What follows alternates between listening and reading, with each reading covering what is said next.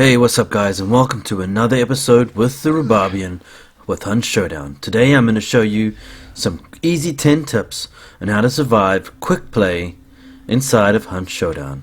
Let's get it. Number 1. Sound.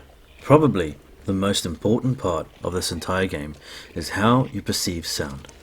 Noise is created by everything, between taking out enemies and hearing gunfires in the far distance. Understanding that doors make noises too. Everything you hear is what they can hear. Sometimes stopping to listen will let you give an understanding of what could be nearby. Pay attention to your surroundings. Running and walking have different audio lengths and distances. Be wary of that. Birds can be heard nearly across the map. Make sure you dispatch AIs with the utmost silence. Crouching through glass and cans. Also, you crouch through hanging glass and cans will also reduce the sound. And keep an ear out for enemies nearby, as you can get the drop on them with better aim. Running around carelessly and sniping people with a silenced weapon is not always the safest option. It's a good aim.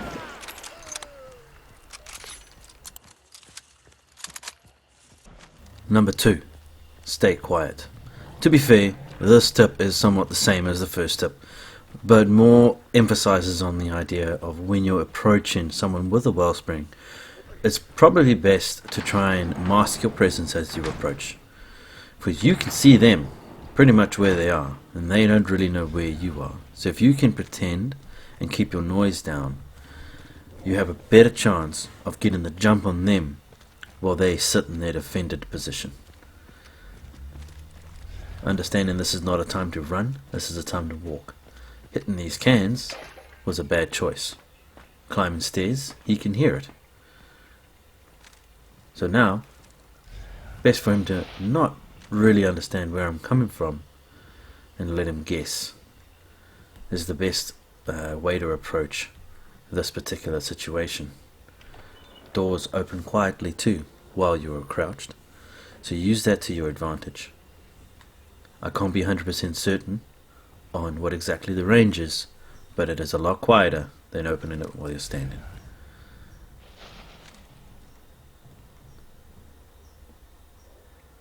I heard footsteps to my right, so now I know he is in that right corridor, but I can't be certain if he's below or if he's above me. So now I'm just listening, and he is spotted.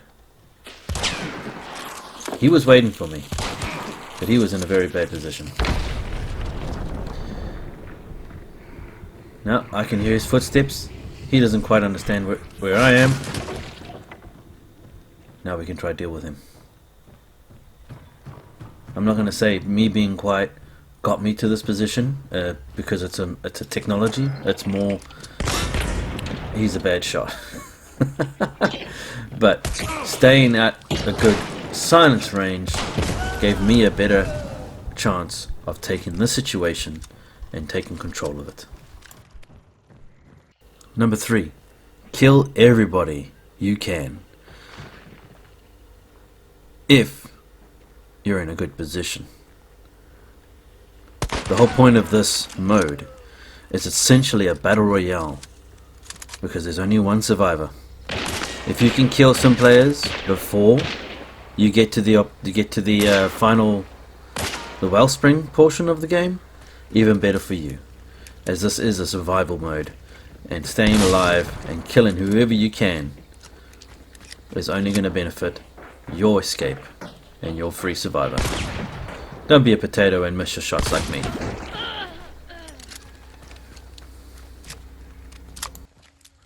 Number 4. Use your environment. Got a pack of hellhounds coming for you? You can close them off behind a gate, because we all don't like dealing with those hellhounds. But understanding that your environment can help you a lot. Picking up axes, using fire barrels, generally just using cover as a main. Just keep your Keep your environment near to your mind. Understand where everything is as you approach it. You know, listen out for things. I mean, there's other ways to deal with AIs than just rushing at them with a knife. Especially if you don't have a knife, because this is horde mode really. So you got to find this stuff. So yeah, use your environment. Number 5, deal with hives, especially when they're close or in your way. Deal with them quietly as possible. Fire lanterns, take them out in one hit. Don't let these rascal little bastards mess up your plans, because they can very quickly get in the way and fuck shit up. The last thing you want is a fucking hive activated while you're trying to shoot someone and you got a swarm of bees pulling you into poison mode, making you having to break cover. Deal with them hives. Number 6, stay away from hounds as much as you can. These guys are extremely dangerous. In packs of more than 2, these guys can take out a hunter without any issue, especially a hunter that isn't ready for them.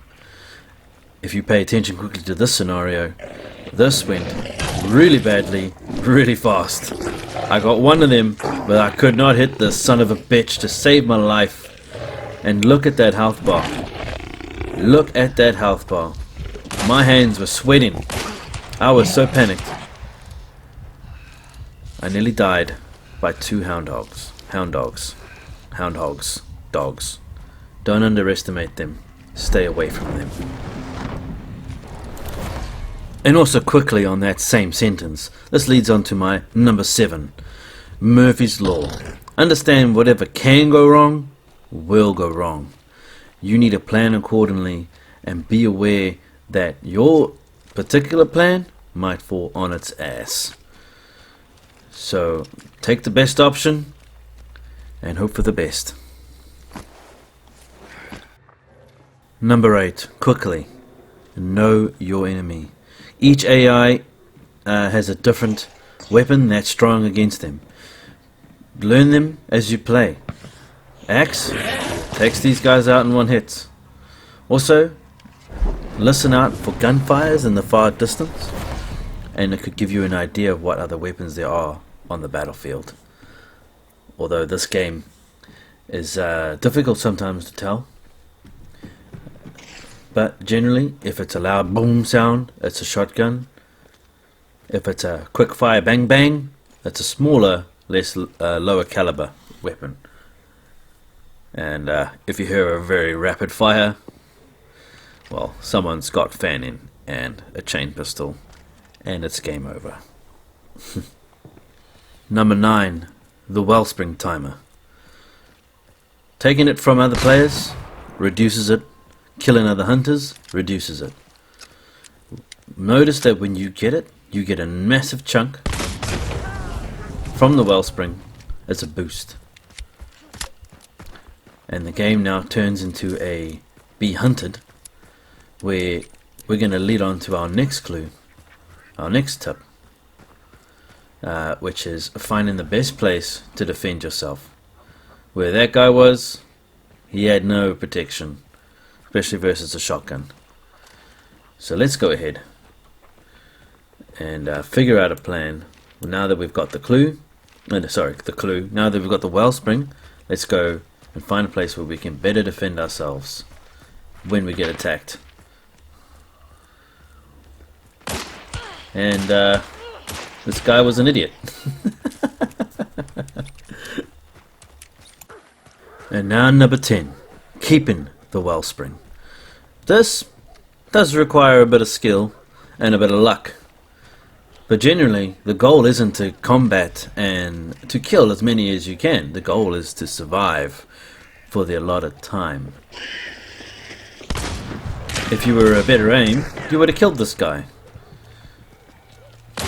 But this is a perfect scenario on my goal as someone holding the wellspring is just to stay a difficult target, for him to keep running around looking for me and having to burn up that timer to get me for me to survive.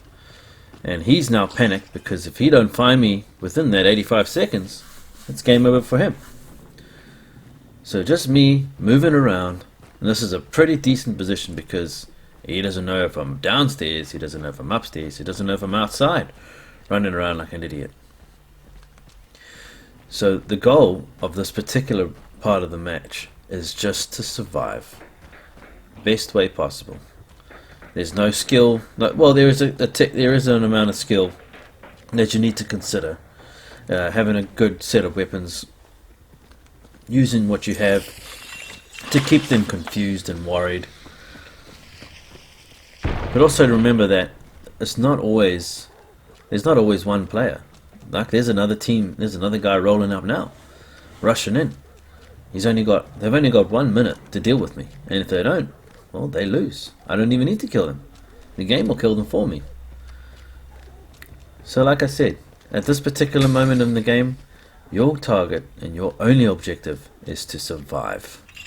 Stay alive as long as you can. If you can hold it, if you can help it, try not to get into a confrontation, especially out in the open.